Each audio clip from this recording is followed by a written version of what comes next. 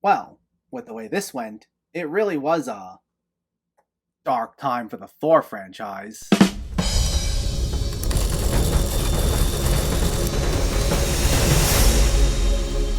What's going on, everyone? Welcome back to my channel. I know by the time this is out, Thor Love and Thunder's already been out, but since I already had one Thor review up as it is, I'm continuing my Thor review series, as the completionist in me just won't let that go. So, sorry I'm getting to these late, but we're continuing on with Thor: The Dark World. Before we begin, let me know in the comments what your thoughts on this movie were, if you already saw it, or if you were planning on seeing it, and make sure to hit that thumbs up button if you like these reviews, as it helps me out immensely by getting my content out there. And if you're new here, I hope you consider hitting that subscribe button so you can stay up to date with more movie-related content like Marvel reviews on a near-daily basis. But let's not waste any more time and let's talk about Thor: The Dark World. This sees the Dark Elves attempt to plunge the universe into darkness, so Thor, played again by Chris Hemsworth, must embark on a perilous and personal journey that will reunite him with Dr. Jane Foster, played once more by Natalie Portman. So, as I've done previously with my reviews of older films, this will get into spoilers. So, if you haven't seen Thor: The Dark World by now and you wish to know nothing,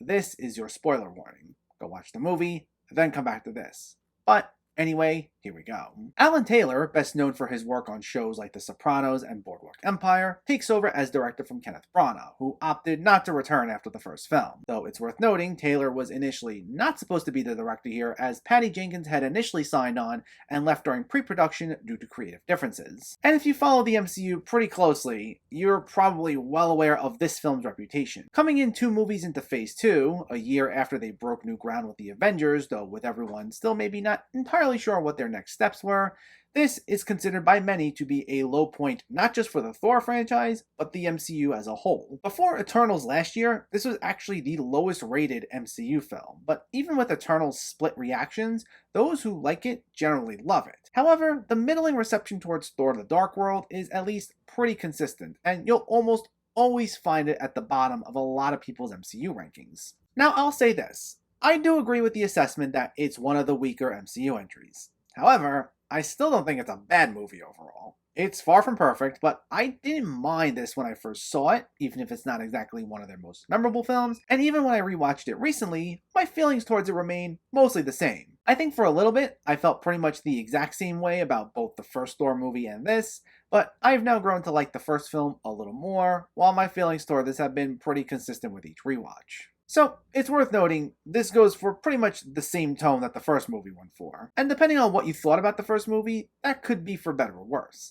As I said in my review of the first film, there are those that wish Marvel went back to this characterization of Thor, though personally, I'm happier with the direction we're going in. But despite Branagh no longer being involved, the sequences in Asgard still take on a Shakespearean tone, with characters speaking primarily in grand proclamations or making bold statements, and everything's taken very seriously, and it's only during the sequences on Earth where things are much goofier and a lot of the humor kicks in. Though while it goes for the same approach, I'd say this film goes about it in a way where it really doubles down on both tones. The Asgard sequences not only just take themselves seriously, but this time around they feel noticeably dour, with an even darker color palette than the first Thor. And the sequences on Earth not only just go for laughs, but feel considerably goofier than just the fish out of water humor we got in the first movie. Like, there's a plot point about Eric Selvig, played again by Stellan Skarsgård, not being in his right state of mind, running around naked, that's played for laughs. There's also a running gag with Darcy, played again by Kat Dennings, having a fling with her intern that we constantly revisit as a recurring gag.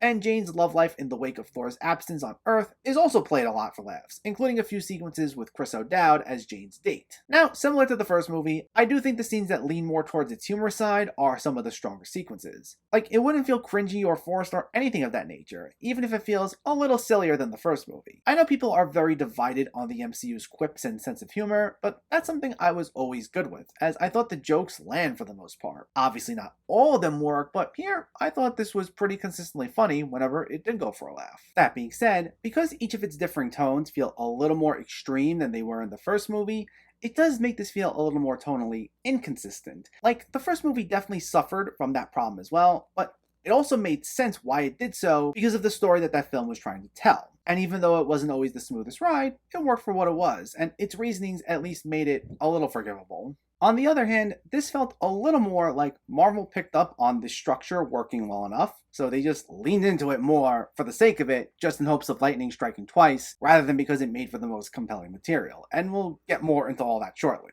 Now, like I said, when it leans into its more fun side, it does work, and like I said, it is entertaining. But those shifts back to more self-serious moments of grandeur and bold statements right after a really jokey moment do feel a lot more jarring here than they did in the first. I wouldn't even say the jokes undercut the dramatic tension, it's just that they just don't go together. But as far as things that did work about this, as usual, the cast all around are, once again, great here. Chris Hemsworth, while not at his absolute best as Thor, is still great.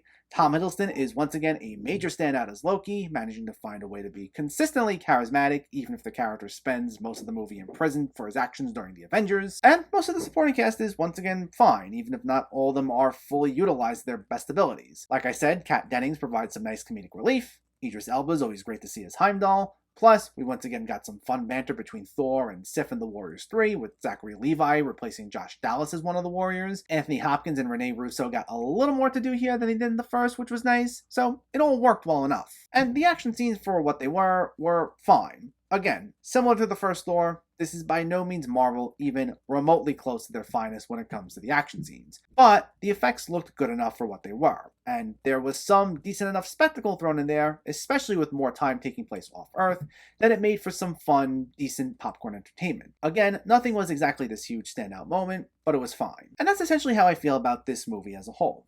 It's fine. It's entertaining for what it is, and because of all the cast, I can enjoy it when watching it. But there is something to be said about this being one of the weaker MCU projects. I know a lot of people like to get on Marvel about how every movie feels exactly the same, and I don't think that's 100% true, but it's definitely one of those projects that has the least personality. It's not the only Marvel project where that's the case, but it's certainly one of the most notable cases of that. And this is most prevalent when you actually get to the story and its villain Malekith, played by a severely underutilized Christopher Eccleston. Honestly, outside of the fact that these are known as Dark Elves and they're trying to do this giant takeover, I couldn't recount anything about this story or these villains' motivations if I tried. Generally, anything involving these characters would be some of the film's weakest aspects. They wind up being nothing more than generic movie monsters. You know, Odin and Malekith were at war some time ago, and then Malekith was banished, but now he's back, and there's a lot of tedious exposition dumps to explain all the history, but at the end of the day, all this exposition, told in a pretty dry manner, winds up being nothing more than mumbo-jumbo, and these villains wind up just having some of the most generic motivations we get in a superhero movie. And I know this has been a problem with a number of Marvel's villains, even to this day, where they wind up underutilizing a great actor,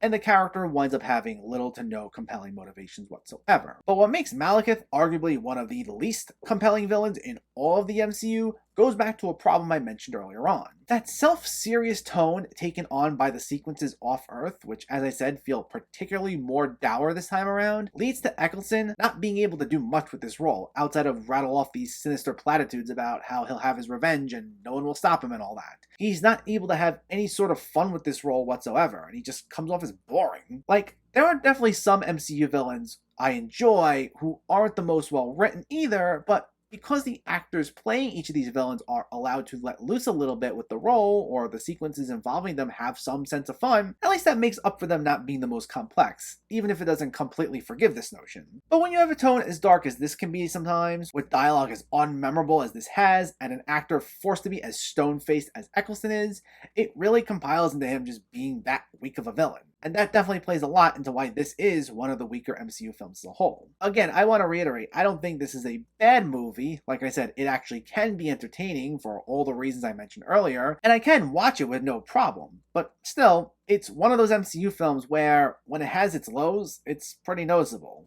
They're not the most egregious errors I've ever seen. It's just, it does a lot where nothing really stands out about it, unfortunately.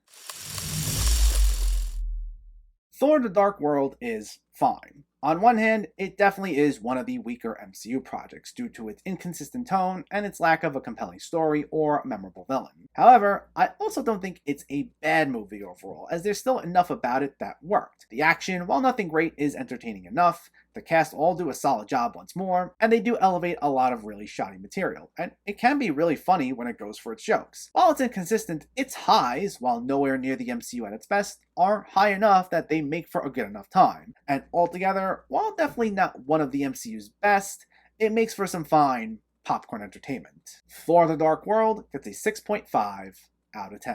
So stay tuned, as up next will be my review of Thor Ragnarok. But in the meantime, let me know, did you see Thor: The Dark World, or are you planning to see it, and what were your thoughts? Is it really one of your least favorite Marvel movies, or do you think it's not all that bad? Let me know in the comments below so we can discuss. Also, if you enjoyed this video, please give it a like and share it, and for more movie reviews and film discussion, please make sure to hit that subscribe button to stay updated. Thanks for watching, everyone, and keep having fun with film.